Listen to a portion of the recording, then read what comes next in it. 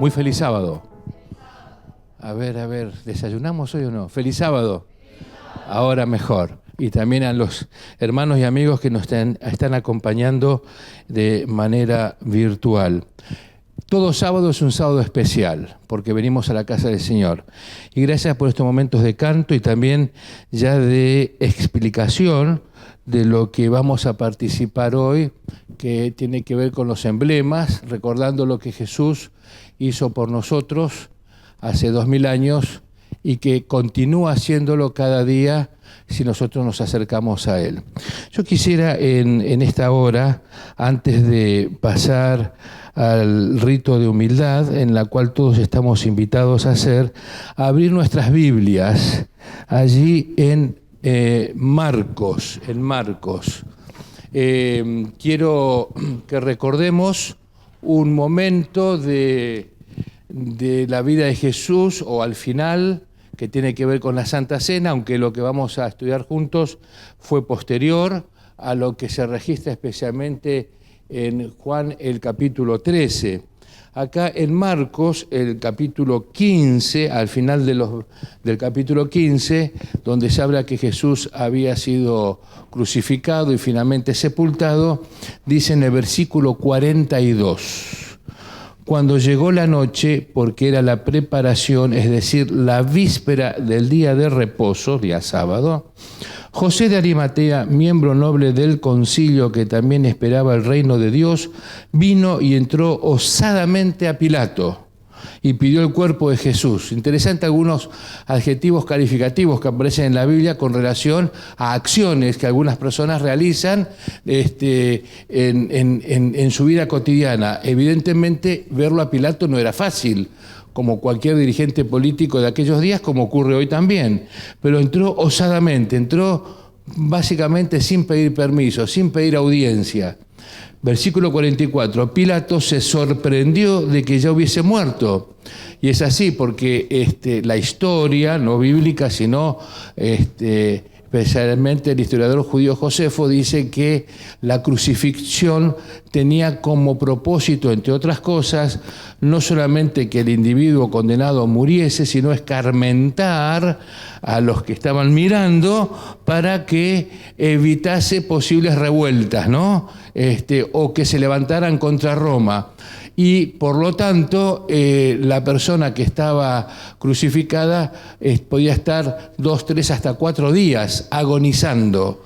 Y a veces, para que la muerte fuera más rápido, se le quebraban, ¿qué cosa? Las piernas. Y al no tener punto de apoyo, entonces tenía problemas para respirar y morían rápidamente. Pilato se sorprendió de que ya hubiese muerto y, haciendo venir al centurión, le preguntó si ya estaba muerto. Informado por el centurión, dio el cuerpo a José, el cual compró una sábana y, quitándolo, lo envolvió en la sábana y lo puso en un sepulcro que estaba cavado en una peña, e hizo rodar una piedra a la entrada del sepulcro. Versículo 47. María Magdalena y María, madre de José, miraban, ¿qué cosa? ¿Dónde le ponían? ¿Dónde le ponían? Me imagino que ese viernes de noche, para los discípulos en general, para las mujeres que seguían a Jesús también, habrá sido un inicio de sábado muy difícil, muy difícil. ¿Vieron cuando a veces hay noticias que nos sorprenden? Que aparentemente tenemos todo bajo control y en eso aparece algo inesperado en nuestra vida. Una noticia, algo, o ocurre una acción en nuestra vida o de algún ser querido, alguien cercano a nosotros, que ahora todo lo que veníamos haciendo, todo lo que teníamos planificado, quedó como de lado, en un segundo plano, y ahora eso ocupa el primer lugar. Me imagino que eso es lo que ocurrió con las mujeres, que ocurrió con los discípulos. Una semana antes ellos estaban contentos porque Jesús estaba entrando de manera como, así como un rey en Jerusalén, y ya estabas todo frotándose las manos, diciendo, bueno, ya prontito vamos a ocupar los ministerios que nos corresponden, etc. Y pocos días más tarde, en realidad, lo que se estaban encontrando, ¿qué era? Con todo destrozado, los sueños hechos añicos. Judas se había ahorcado. Jesús no había movido un dedo para salvarse. Había hecho todo por los demás a lo largo de su ministerio, pero nada por sí mismo en ese momento. Así que seguramente había confusión, había muchos interrogantes, muchas preguntas en la mente de los discípulos. Dice, María Magdalena y María, madre de José, miraba donde le ponían. Capítulo 16. Cuando pasó el día de reposo, o sea, ese sábado, que habrá sido un sábado muy triste, un sábado que no tenían ganas de ir a la iglesia, no tenían ganas de participar, no tenían ganas de conectarse con el Zoom, no tenían ganas de nada, ¿no? Porque estaban realmente mal. Dice, cuando pasó el día de reposo, ahora dice María Magdalena nuevamente, ahora dice María, había muchas Marías, ¿no? La madre de Jacobo y Salomé, compraron especias aromáticas para ir a ungirle. La costumbre en aquellos días para despedir a un deudo era ungir el cuerpo, ¿no? Con especias aromáticas. No había el sistema que tenemos hoy, que si hay que pasar algunos días antes de la sepultura, hay lugares donde los ponen en un lugar frío para la conservación, o rápidamente lo colocan en un cajón. Hay diferentes niveles de cajones, hasta los herméticos, etcétera. Eso no existía en aquellos días. Era simplemente envolverlo en lienzos y que por la descomposición no afectara a las personas que estuvieran ahí, les ponían especias aromáticas. Versículo 2. Muy de mañana, el primer día de la semana, vinieron al sepulcro ya salido el sol, o sea, mientras amanecía. Pero decían entre sí, versículo 3, ¿quién nos removerá la piedra de la entrada del sepulcro? Si volvemos al versículo 46 del capítulo 15, dice al final, e hizo rodar, ¿no?, una piedra a la entrada del sepulcro. Todos conocemos, ¿no?, la historia, especialmente cuando en la clase de escuela sabática de los niños, el sepulcro de Jesús, o el de cuando resucitó, como es, Jesús resucitó a Lázaro, gracias, ¿no? La piedra removida, ¿no? Eran piedras grandes que cubrían esa entrada, seguramente las sellaban con argamasa, les ponían algo como para que no se pudiera mover fácilmente. Dice, decían entre sí, ¿quién nos removerá la piedra de la entrada del sepulcro?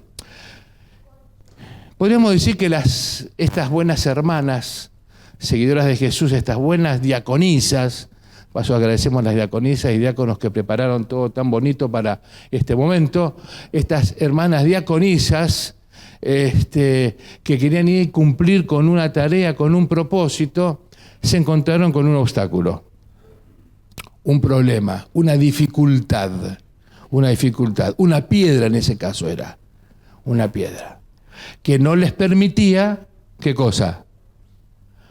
Cumplir con el objetivo que ellos habían propuesto, una piedra. Yo no sé quién de las tres se le ocurrió pensar en la piedra. La Biblia no dice a qué hora comenzaron a pensar en la piedra o se dieron cuenta. No sé si esa noche, no sé si durmieron. ¿Vieron cuando hay estas noticias que nos desestabilizan? Dormimos, nos despertamos, pensamos cómo ahora actuar, nos volvemos a dormir, nos volvemos a despertar, ¿no? Capaz que en una de esas despertadas, una de ellas dijo, pero si queremos ir temprano, tenemos un problema. ¿Cómo hacemos nosotros para mover la piedra? Y los muchachos se levantan tarde, qué sé yo, no sé, habrán pensado. Le voy a mandar un WhatsApp a Salomé para decirle que vayamos más tarde, ¿no? Que no nos levantemos tan temprano para ir porque tenemos este inconveniente. Hubiera sido algo muy natural ahora, ¿no? En nuestros días hacer esto.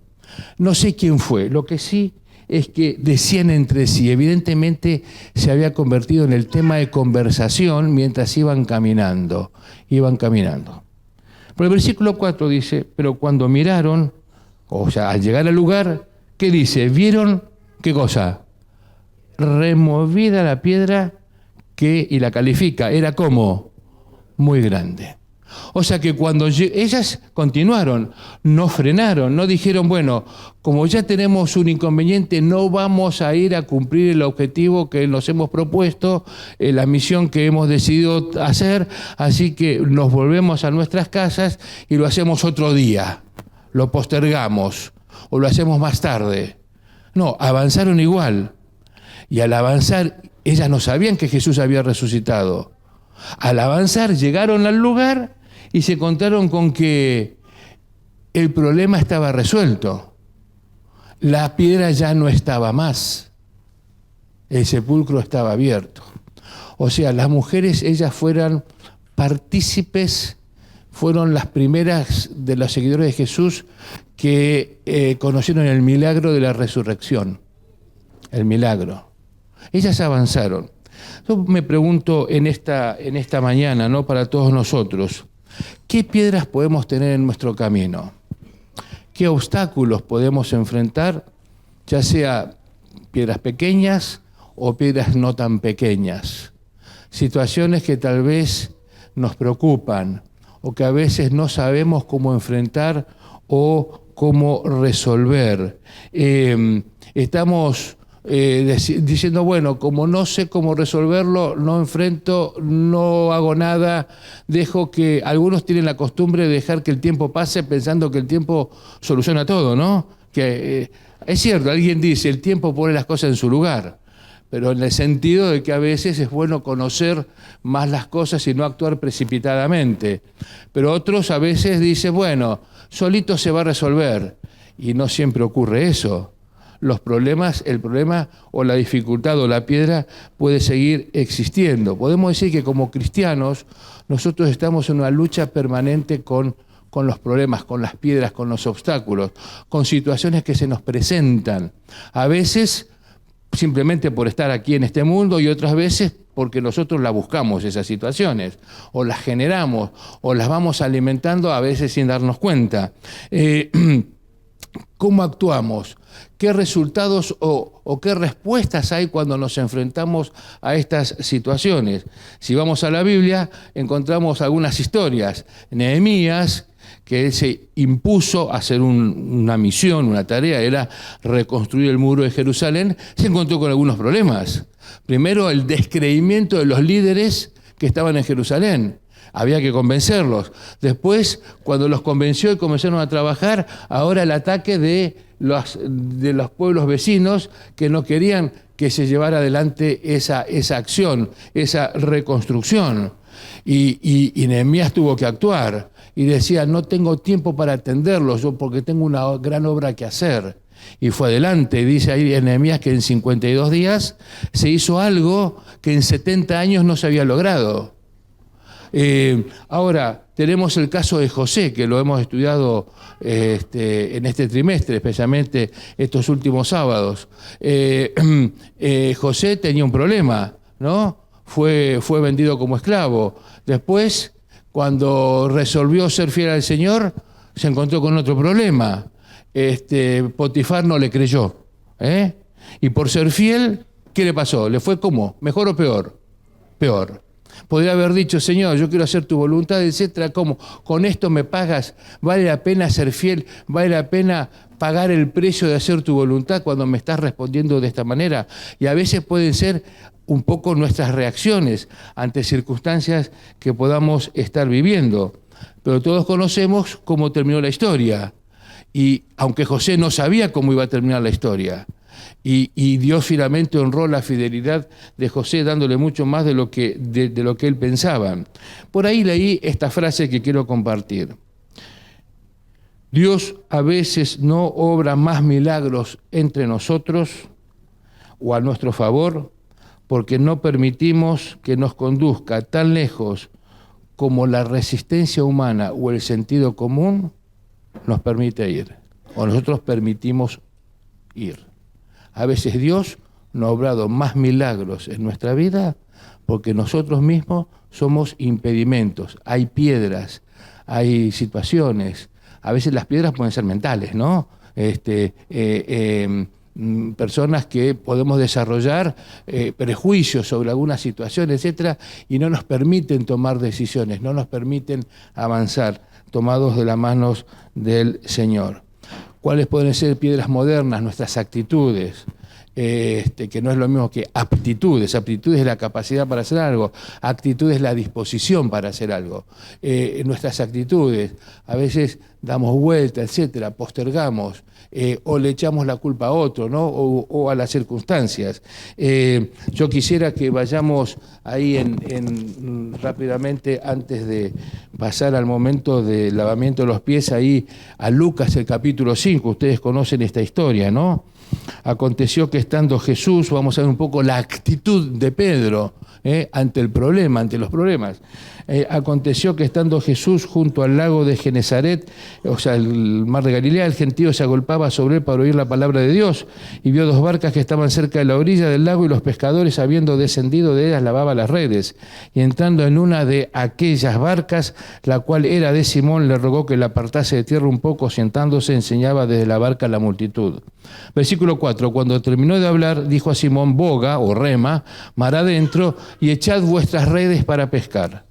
Respondiendo Simón le dijo: Maestro, toda la noche hemos estado trabajando y nada hemos pescado, mas en tu palabra echaré la red. Y habiéndolo hecho, encerraron gran cantidad de peces y su red se rompía, y entonces hicieron señas a los compañeros que estaban en la otra barca para que viniesen a ayudarles, y vinieron y llenaron ambas barcas de tal manera que se hundían. Viendo esto, versículo 8, viendo esto, Simón Pedro cayó de rodillas ante Jesús diciendo: apártate de mí, Señor. ¿Qué cosa? ¿Qué soy? ¿Qué cosa? Hombre pecador. ¿Por qué Pedro actuó así? ¿No es que Pedro obedeció la orden de Jesús? ¿Qué opinamos? ¿Obedeció o no obedeció? Leemos otra vez, versículo 4. Boga mar adentro y echad vuestras redes para pescar. Fue la orden de Jesús. Respondiendo Simón, le dijo: Maestro, toda la noche hemos estado trabajando. El pero, ¿no? El pero, ¿no? Nada hemos pescado, o sea, no pasó nada. Mas en tu palabra echaré la red. Pregunto, ¿la respuesta de Pedro fue igual a la orden de Jesús? No se animan a contestar, ¿no? ¿Sí o no? No. ¿Por qué no? ¿Dónde está la diferencia? Está escrita ahí. ¿Dónde está? Leamos otra vez. ¿Cómo? Vamos a leer. Boga mar adentro y echad vuestras, ¿qué cosa? Redes. ¿La orden fue en plural o en singular? En plural. O sea, echen todas las redes que tienen para pescar. Y la respuesta de Simón fue en plural o en singular. Mas en tu palabra echaré, ¿qué cosa? La red.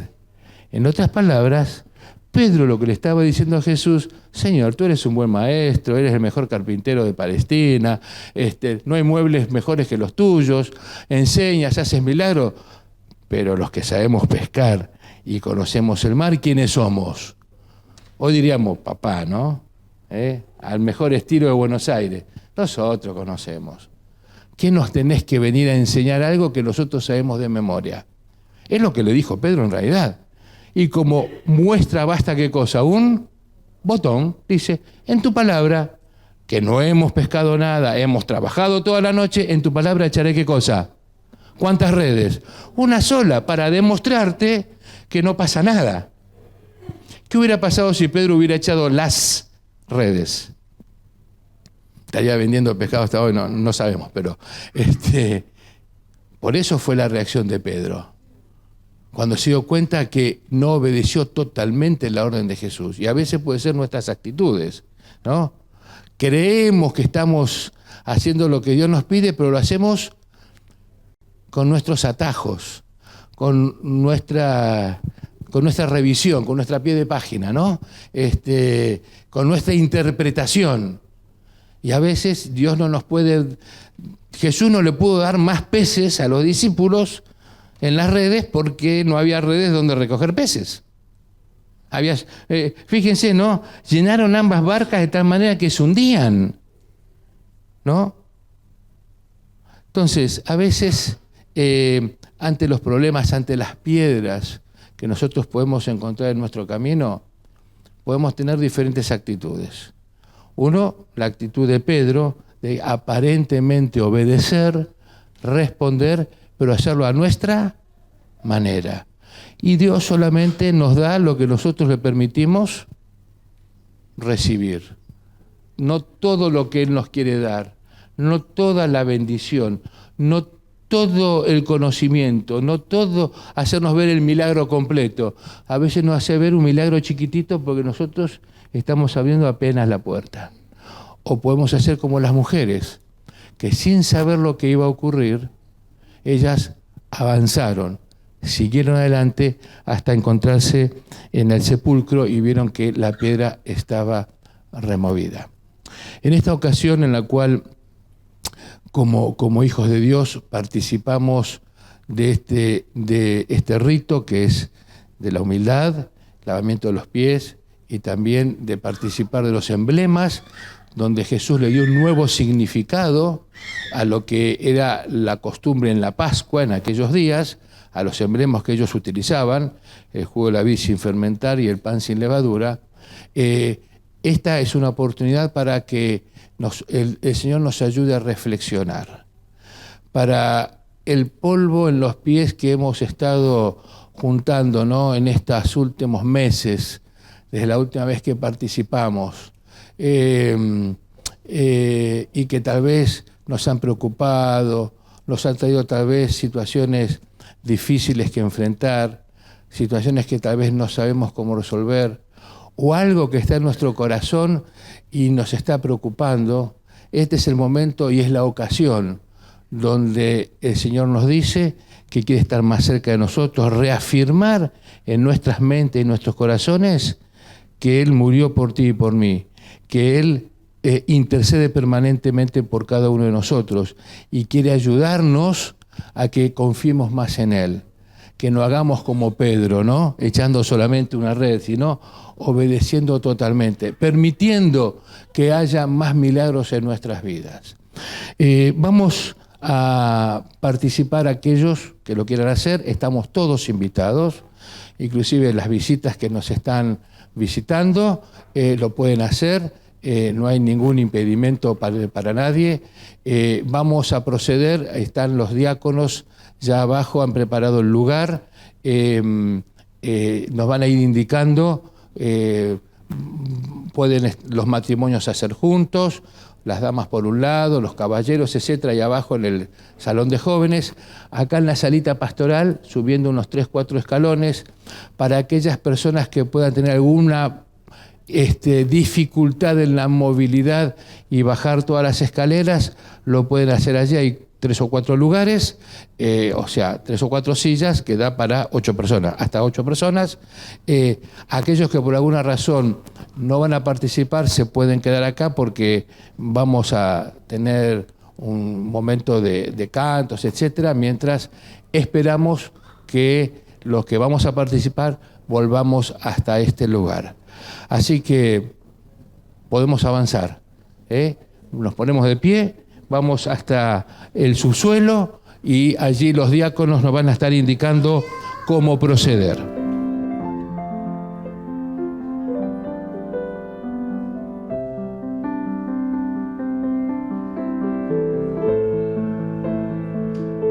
Después de haber participado del rito de la humildad, dice allí el apóstol Pablo, los que quieren pueden seguir la lectura en 1 Corintios, el capítulo 11, dice: porque yo recibí del Señor lo que también os he enseñado, que el Señor Jesús, la noche que fue entregado, tomó pan, y habiendo dado gracias, lo partió y dijo: tomad, comed, esto es mi cuerpo que por vosotros es partido, haced esto en memoria de mí. Y el Señor Jesús tomó ese pan sin levadura que representaba ya desde la salida del pueblo de Israel en Egipto, ese día especial de liberación, representaba primero la liberación del pecado que el Señor quiere hacer en su pueblo a lo largo de la historia, y lo que iba a hacer también cuando Cristo viniera aquí a la tierra. Y también representa la liberación no solamente del pecado para nosotros, sino también el compromiso que el Señor quiere hacer con cada uno de nosotros, los que creemos, participamos, deseamos y buscamos al Señor para que Él pueda realmente trabajar en nuestra mente y en nuestro corazón. Vamos a pedir que nuestros hermanos que están oficiando con nosotros, diáconos y diaconisas, puedan arrodillarse mientras nosotros nos arrodillamos acá en el lugar, y Orly va a tener la oración por el pan sin levadura, mientras el resto de los hermanos nos acompañan desde sus lugares inclinando el rostro.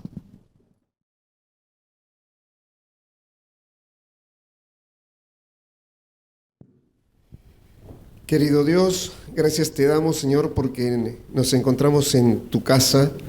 Algunos venimos cargados, con dificultades, con problemas. Tú las conoces mejor que ninguno, agobiados. Pero, Señor, también reconfortados porque tú conoces bien nuestra situación de cada uno de los que estamos aquí. Agradecido, Señor, porque tú también estás dispuesto a bendecirnos. Te agradecemos, Señor, porque estás preocupado por nuestra salvación, que podamos estar contigo porque nos amas. En gratitud, Señor, estamos aquí esperando que tú seas el centro de nuestras vidas. Te pedimos, Señor, que así como vamos a comer del pan que tú has dispuesto para nosotros, podamos abrir nuestro corazón a tu llamado. Gracias por tantas bendiciones, Señor, y porque nos sigues llamando a cada uno de nosotros. En el nombre de Jesús. Amén.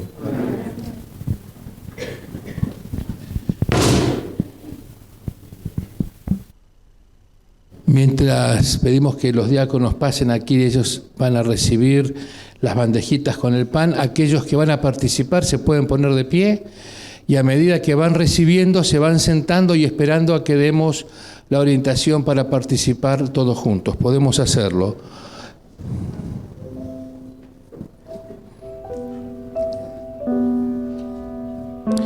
Quiero compartir con ustedes algunas declaraciones del deseado de todas las gentes, el capítulo 72, que lleva por título «Haced esto en memoria de mí». Dice: la Pascua fue ordenada como conmemoración del libramiento de Israel de la servidumbre egipcia. Dios había indicado que año tras año, cuando los hijos preguntasen el significado de este rito, se les repitiese la historia de la liberación. Así había de mantenerse fresca en la memoria de todos aquella maravillosa liberación. El rito de la Cena del Señor fue dado para conmemorar la gran liberación obrada como resultado de la muerte de Cristo. Como estudiábamos hace un momento, que las mujeres fueron al sepulcro y tenían esta preocupación por la piedra, etcétera, que después vimos que era muy grande. Ellas todavía no entendían que lo que iban a ver y recibir como al llegar hasta el sepulcro era la confirmación de la liberación, de lo que había sido escrito y profetizado antes. Este rito ha de celebrarse hasta que Él venga por segunda vez con poder y gloria.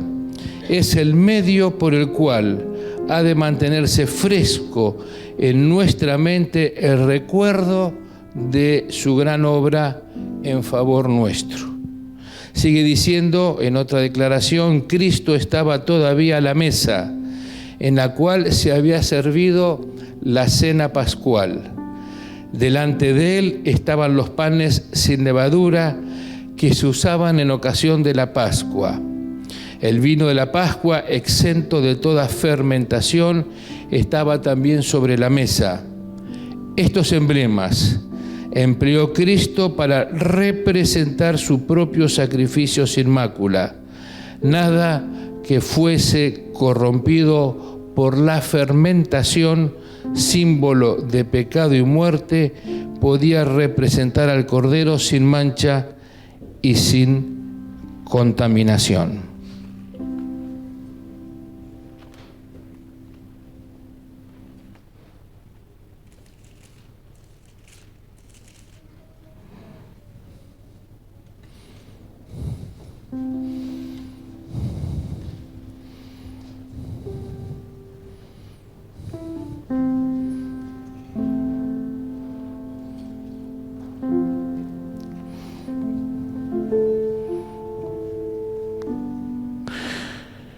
Habiendo dado gracias, lo partió el pan y dijo: tomad, comed, esto es mi cuerpo que por vosotros es partido, haced esto en memoria de mí. Podemos hacerlo, hermanos.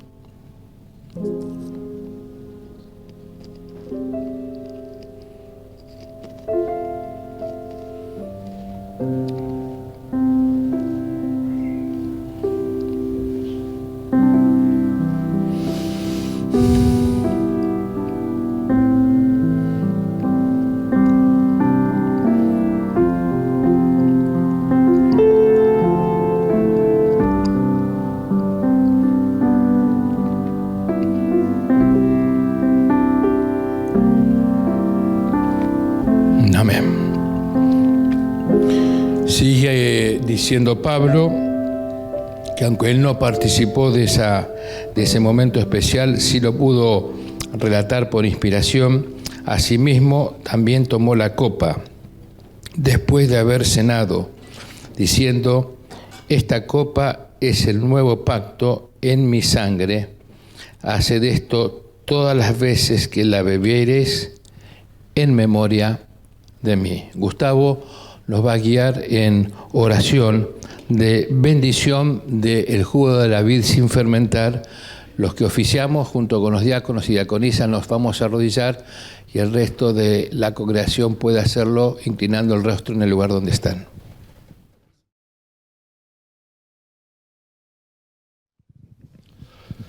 Querido Padre, querido Señor, gracias por volver después de tanto tiempo a recordar este momento de Jesús, de la vida de Jesús y sus discípulos.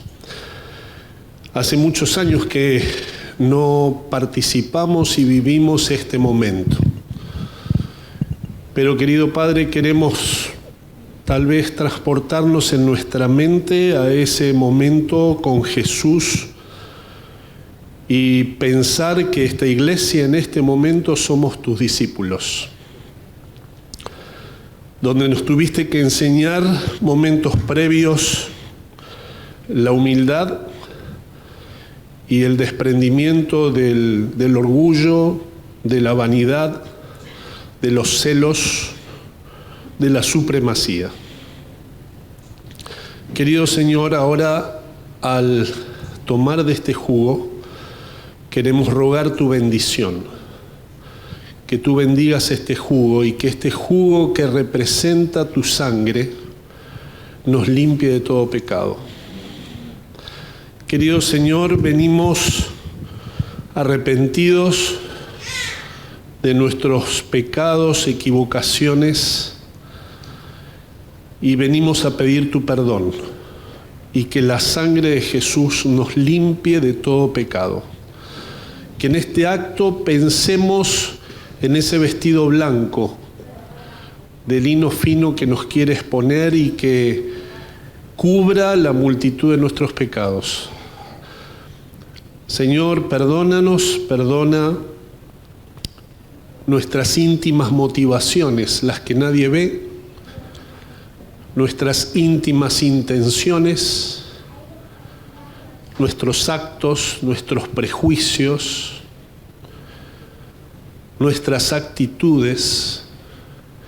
Perdónanos, Señor, y por favor que al tomar este jugo, tu perdón, este símbolo de tu sangre, nos limpie nuevamente y nos haga nuevas personas.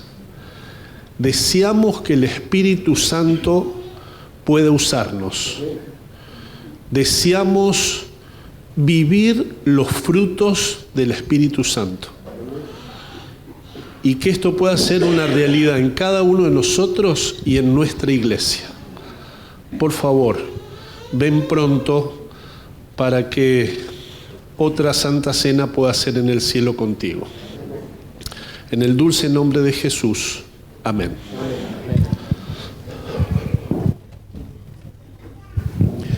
Vamos a pedir que nuestros hermanos pasen aquí adelante para recibir las bandejas. Aquellos que van a participar nuevamente, si se pueden poner en pie, y a medida que vayan recibiendo la copita, la esperan, se van sentando para que después participemos todos juntos. Sigo compartiendo algunas declaraciones del capítulo 72. Cuando los creyentes se congregan para celebrar los ritos, están presentes mensajeros invisibles para los ojos humanos. Por el Espíritu Santo, Cristo está allí para poner el sello a su propio rito. Está allí para convencer y enternecer el corazón. Ni una mirada, ni un pensamiento de contrición escapa a su atención. O sea, si hay entre nosotros, en nuestro corazón, alguna preocupación, alguna lucha interior, etcétera, nada escapa a la atención del Señor. Él aguarda al arrepentido y contrito de corazón. Todas las cosas están listas para la recepción de aquella alma. Otra declaración dice: cada discípulo está llamado a participar públicamente de ella, o sea, de este rito, y dar testimonio de que acepta a Cristo como Salvador personal. Este es un momento en el cual también nos recuerda aquel día de compromiso que muchos de nosotros hicimos con el Señor a través de las aguas del bautismo, y que es como un nuevo compromiso con Él, una renovación de ese compromiso. Es en estas ocasiones designadas por Él mismo cuando Cristo se encuentra con los suyos y los fortalece con su presencia. Al participar con sus discípulos del pan y del vino, Cristo se comprometió como su Redentor. Les confió el nuevo pacto, por medio del cual todos los que le reciben llegan a ser hijos de Dios, coherederos con Cristo. Por este pacto venía a ser suya toda bendición que el cielo podía conceder para esta vida y la venidera. Este pacto había de ser ratificado por la sangre de Cristo. La administración del sacramento había de recordar a los discípulos el sacrificio infinito hecho por cada uno de ellos como parte del gran conjunto de la humanidad caída. Este rito señala la segunda venida de Cristo y está destinado a mantener esta esperanza viva en la mente de los discípulos, en la mente de cada uno de nosotros.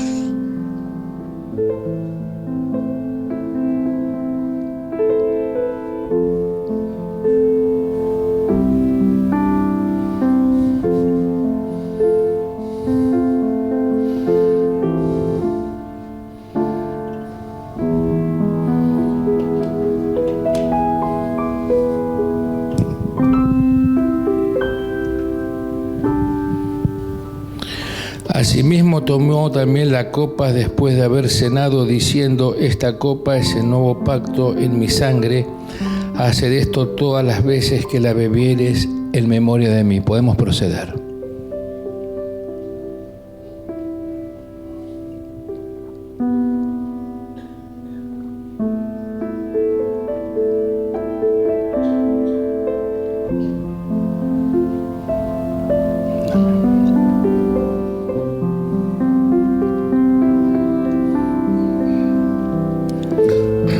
Vamos a colocar nuestras copitas, le vamos a pasarlas hacia el centro y las dejamos al lado del